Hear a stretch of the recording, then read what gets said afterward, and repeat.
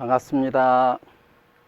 오늘도 설교 시간을 통해서 여러분들의 서운과 신심이 더욱 깊어지기를 간절히 염원드립니다. 제가 원불교로 출가를 한다고 하니까 제 일반 대학교 동창 한 명이 저에게 원불교가 뭐냐고 이렇게 물었습니다. 그래서 제가 당시에 대종경에서 좀 감명 깊게 읽었던 제 법문을 좀 소개를 했습니다. 한 기독교 장로가 대종사님을 찾아와서 원불교에 대해 좀 듣고 원불교에 좀 귀의를 하고 싶은데 그렇게 하려고 보니까 기독교에 좀 배신하는 느낌이 들어서 마음이 편치 않습니다. 어떻게 하면 좋겠습니까? 그랬더니 대종사님께서 기독교를 잘 공부를 하면, 신앙을 하면 원불교도 잘 알게 될 것이고, 원불교 신앙을 열심히 하게 되면 기독교도 더 잘 알게 될 것이다. 원불교에 와서도 하나님을 신봉하는 마음이 더욱 커져야지 나의 참다운 제자다, 이런 말씀을 하셨다. 제가 그렇게 이제 그 법문을 소개를 했습니다. 아마 당시에 보통 종교 그러면 이제 폐쇄적이고 독단적이고 이런 비난을 많이 받고 있었기 때문에 저는 원불교는 이렇게 열려있는 종교다, 이걸 아마 좀 자랑하고 싶어서 이제 그랬던 것 같습니다. 그때 그 친구가 다시 또 물어요. 그러면 다 똑같으면 원불교의 특징이나 장점은 없는 거냐? 그러면 절에 가도 똑같고 교회 가도 똑같으면 굳이 원불교에 가서 공부를 해야 될 이유가 있냐? 이렇게 또 물어요. 그래서 제가 대충 이제 얼버무리긴 했지만 상당히 많이 좀 당황을 했습니다. 우리는 종교의 모든 근원은 하나다. 그리고 원불교는 모든 교법을 통합 활용하는 것이다. 이렇게 얘기를 이제 합니다. 그러면 정말 그 친구의 말대로 원불교의 특징이나 장점은 없는 것일까? 그리고 꼭 원불교에 와서 공부를 해야 될 이유는 없는 것일까? 대명사님께서는 무조건 통합 활용하란 말은 안 하셨고, 어떤 우리의 중심을 잘 세운 후에 통합 활용하라 그러셨기 때문에 당연히 원불교의 특징과 장점이 있죠. 저는 원불교 여러 가지 특징이나 장점 중에 그 실용성, 굉장히 프랙티컬한 교법, 이런 것이 하나의 이제 장점이자 특징이라고 생각을 합니다. 여러분들 부채 법문 아시죠? 부채. 부채가 있어도 그것을 내가 이렇게 실제로 활용해서 더위를 식히지 않으면 그 부채가 있어서 무엇하리요, 이제 그렇게 말씀하셨거든요. 그리고 작업 추사장에 보면 연구와 수양을 아무리 잘해도, 즉 선을 많이 하고 경전 공부를 아무리 많이 해도 그것이 올바른 행동으로 나타지지 않으면 그것은 다 수포로 돌아간다 그랬어요. 수포는 물거품이잖아요. 그게 다 소용이 없다, 이제 이런 말씀을 하셨고, 또 저희는 불법과 생활을 둘로 안 보셨죠. 그래서 참선, 진정한 선이라는 것은 시끄러운 경계와 시끄러운 곳에 처하도, 또 욕심 경계에 처하더라도 항상 마음의 평안함을 유지할 수 있는 것이 참선이고 참정이다, 이렇게 말씀을 하셨습니다. 이처럼 우리 교법은 굉장히 실용적인 교법인데, 그러면 실제 우리의 신앙과 수행도 이 실용성의 바탕에서 정말 구체적이고 실질적으로 하고 있을까? 혹시 대종사님께서 이렇게 경계하셨던 그런 밖에 비가 와서 곡식이 떠내려가는 줄도 모르고 그리기에 몰두했던 그 선비처럼 좀 관념적이고 뜬구름 잡는 식으로 공부를 하고 있는 것은 아닌가.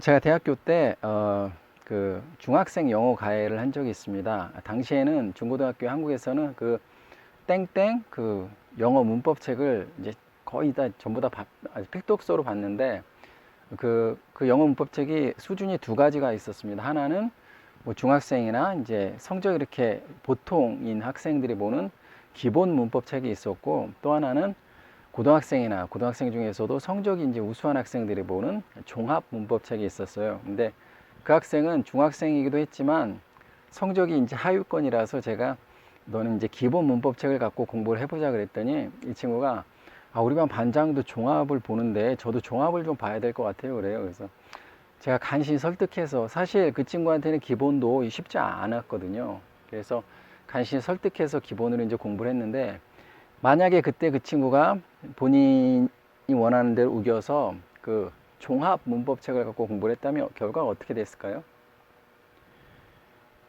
아마 영어 실력을 향상하는데 별로 도움도 못 됐을 뿐더러 어쩌면 그 어려운 책을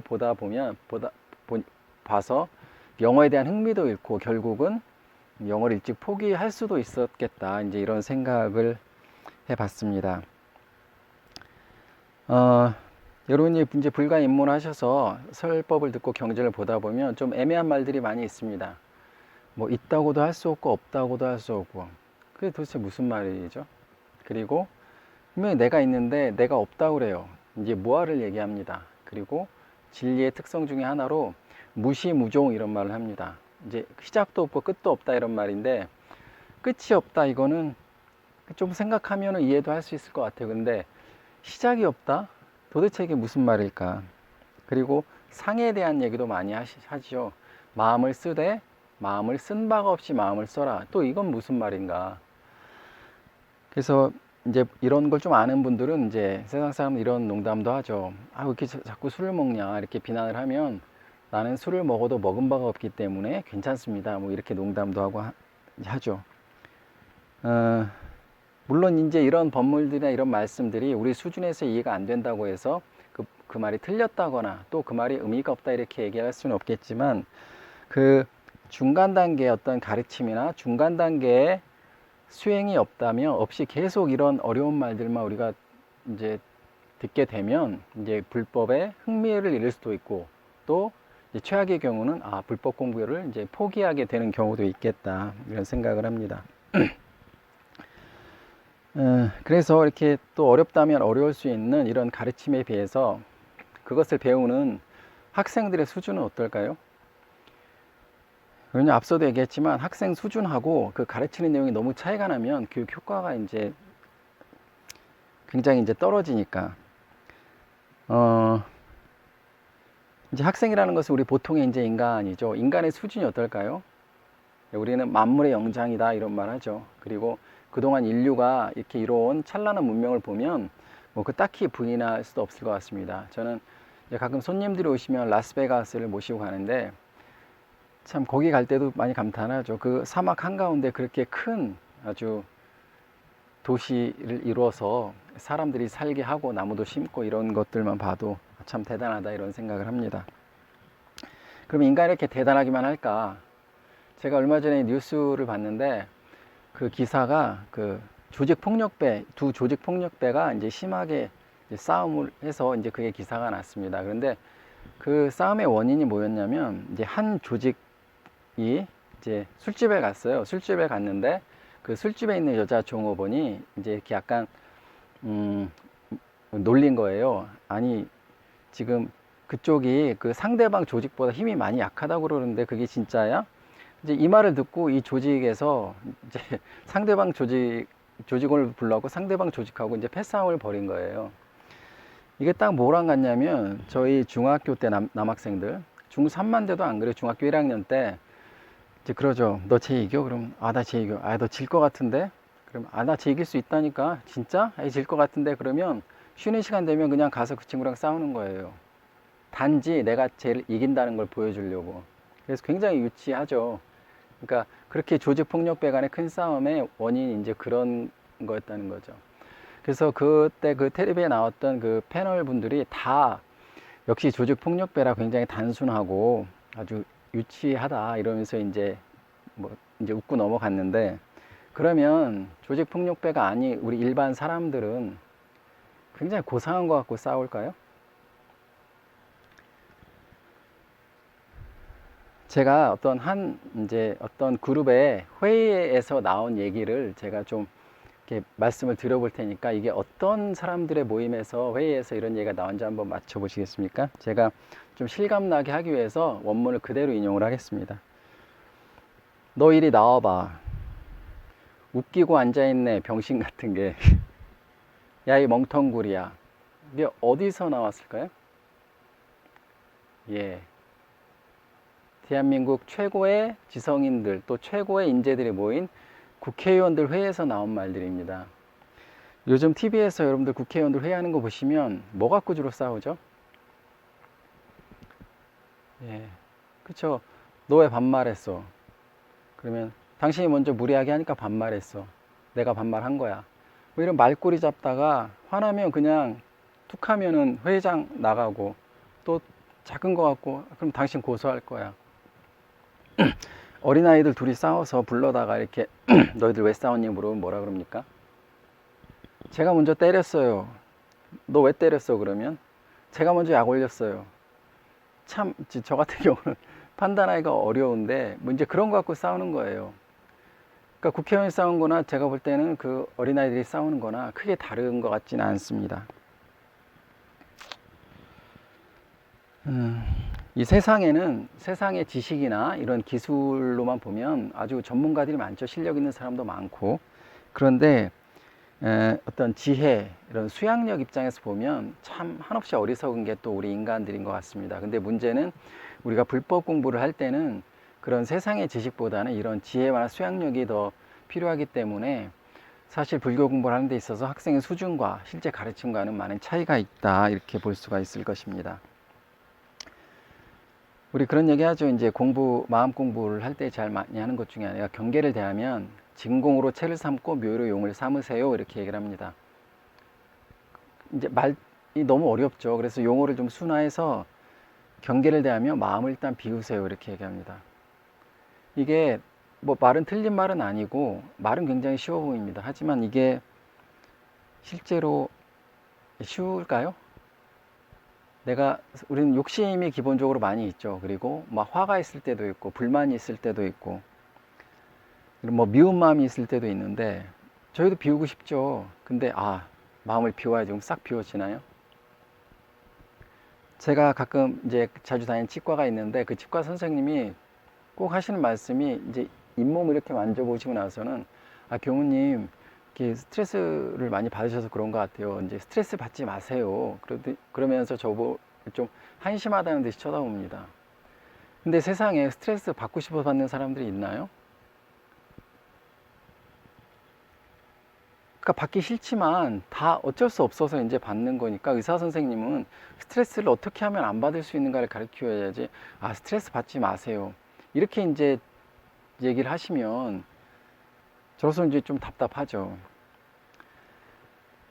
우리 상식용 중에서 또 그런 얘기가 경계를 대하면 온전한 정신으로 취사하기를 주의할 것이요. 그리고 성리품에 보면 사량으로 깨쳐 알려고 하지 말고 관조로 깨쳐 얻으세요, 이런 말 합니다. 근데 온전한 정신이나 관조라는 것은 분별과 주착이 없는 상태에서 할 수 있는 거예요. 근데 분별과 주착이 없는 상태는 우리가 도달하고자 하는 목적 아닌가요? 그러니까 우리 중생의 입장에서는 분별과 주착이 없을 수가 없죠. 과연 그러니까 이런 것들을 쉽게 할 수 있을까? 이제 아까랑 비슷한 얘기지만 이제 태권도에 보면은 540도 발차기라는 게 있어요. 그러니까 한 바퀴 반을 돌고 이제 발차기를 하는 건데, 만약에 호신술을 가르치는 선생님이 초보자한테 불량배를 만나면 540도 발차기를 해서 불량배를 공격을 하세요, 이러면 그 말은 맞죠. 그리고 그렇게 하면 실제 불량배를 이제 이길 수 있으니까. 근데 문제는 그 540도 발차기를 우리가 할 수 없다는 거죠. 그걸 하려면 평소에 정말 5년, 10년 꾸준한 수련을 통해야만 그것이 가능하다는 얘기죠. 그래서 우리 마음 공부도 마찬가지 같습니다. 마음을 비워라, 온전한 정신으로 취사하기를 주의해라, 관조로서 깨쳐오더라, 이런 것들을 하나의 일종의 기술이라고 한다면 이 기술을 제대로 발휘하기 위해서는 거기에 걸맞는 체력이 뒷받침이 돼야 됩니다. 그래서 그 마음 공부에서 체력이라는 것은 바로 그러니까 선 공부하고 이제 경전 공부인데, 특히 이제 좌선이 굉장히 밑바탕이 되죠. 그러니까 평소에 좌선 공부가 되어 있지 않으면 이제 이런 것들을 우리가 하기는 굉장히 어렵게 되는 겁니다. 그래서 제가 여러분이 어떻게 해서라든지 선력을 얻고 선의 힘을 좀 이제 얻으라고 이제 제가 항상 강조하는 게 바로 이런 이유에서입니다. 여러분들이 설교를 듣거나 어떤 경전을 볼 때 그 내용이 이렇게 와닿으면 그냥 실행하시면 됩니다. 그리고 만약에 조금 어렵고 이게 수준이 나보다 조금 높다 그러면 이거를 좀 표준을 수정을 하셔야 돼요. 예를 들어서 유무념에서 유념과 무념 체크할 때 유념으로 체크하는 거는 원래는 그거를 취사까지 잘 한 경우를 유념으로 처리하게 돼 있죠. 그런데 이제 공부가 아직 그렇게 깊지 못하셨다면 그 전 단계, 내가 그걸 하기로 했나 안 하기로 했나 그것만 챙기기만 해도 유념으로 체크하시면 됩니다. 그리고 그게 어느 익숙해지면 그 다음에 취사가 잘 됐을 때까지를 이제 체크를 하시면 되고요. 그리고 일조도 마찬가지죠. 온전한 정신으로 취사하기를 주의할 것이요 했는데 이게 초보자들 하기가 굉장히 어렵습니다. 이제 그런 경우에는 이거를 다 자기 표준으로 하지 마시고 내가 어떤 경계를 당했을 때 내가 딱 멈추는 것까지만 표준으로 잡고 이제 거기다 표준을 두고 그렇게 수행을 해 가시는 게 맞지 않을까. 좌선도 마찬가지죠. 우리가 적적성성, 성성적적 얘기를 하는데 처음부터 아주 깊은 경지 입정에 들어야 되겠다 이렇게 하면은 굉장히 어렵죠. 그러니까 처음에는 호흡을 일정하게 한다든가 뭐 자세를 일정 시간 동안 내가 움직이지 않고 해본다든가 그렇게 단계별로 이제 선을 해 나가시는 게 바람직하겠다. 그리고 만약에 이게 지금 내 수준에서는 이 교법이 너무 어렵고 도대체 어떻게 하라는 걸 도무지 모르겠다 그러면 어떻게 하죠? 일단 한쪽으로 제껴둡니다. 우리가 피경 공부라는 게 있습니다. 불교에서 피경 공부라는 것은 이제 경계를 오면 경계를 딱 피하는 거예요. 일단. 근데 인과적으로 볼 때 경계를 피한다고 그게 비껴가나요?